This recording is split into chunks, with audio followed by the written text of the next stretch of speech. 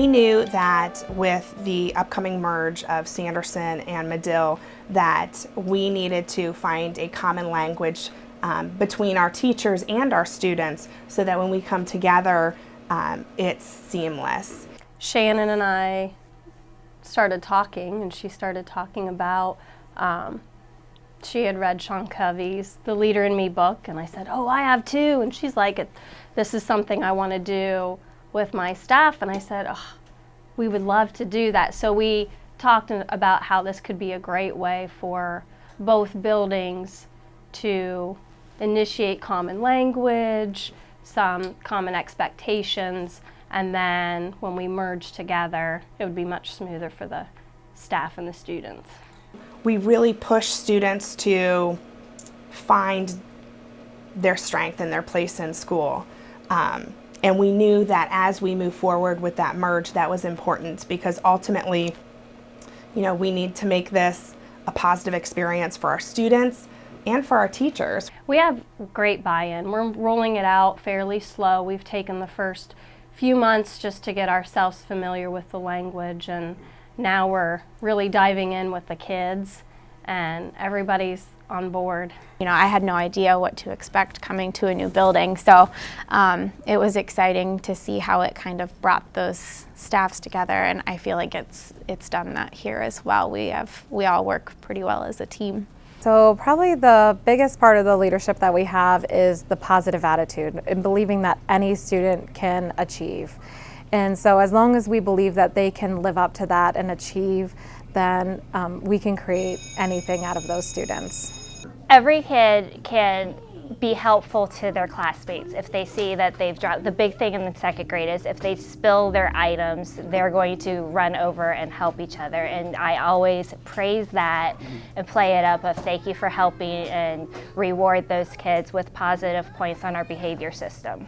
It's an awesome experience to watch your older students help students walk in for an assembly or sit down at the lunch table and have conversations that include questions like, I was proactive today by doing this. How were you proactive today? We take kids who need maybe some leadership that may not have it at home, and we eat lunch with them and play games with them and help them become a better leader. I've went through all those problems, and I think they understand that, and how the group all has had those problems, and now we understand how to fix them. A big thing is just responsibility, ownership, organizational skills come out of this.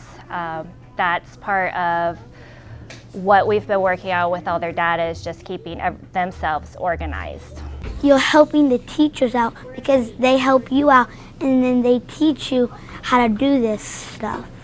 Everybody's doing the right thing. They're trying to show each other what to do and how to be nice, and it just helps out a lot, I think, with the teachers having to do it.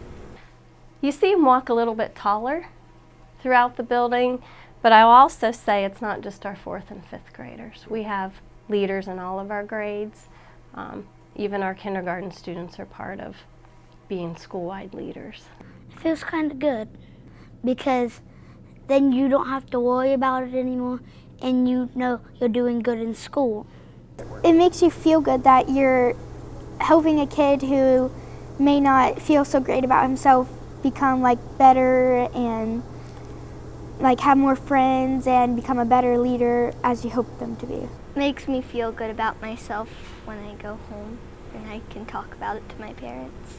Both schools right now are working on the 7 habits, so hopefully the staff members will all have the same terminology that we can pass on to the students. And the students, if a Sanderson teacher is talking to a Medill teacher and is referring to a 7 habit, that Medill student will hopefully know that vocabulary as well. So that is what we're looking for, is the end result. We're talking about the 7 habits. We're talking about all kids becoming leaders, students responsible for their student data binders and things like that. We're piloting the student council in grades 4 and 5, but the end result would be amazing. There's going to be happy children, happy adults. It really is beneficial when the kids are part of it and really feel that ownership. I think it just creates such an uplifting, happy place to be. I think it's where you have staff that wakes up and they're excited to be at school, kids are excited to be at school, and we'll see great growth.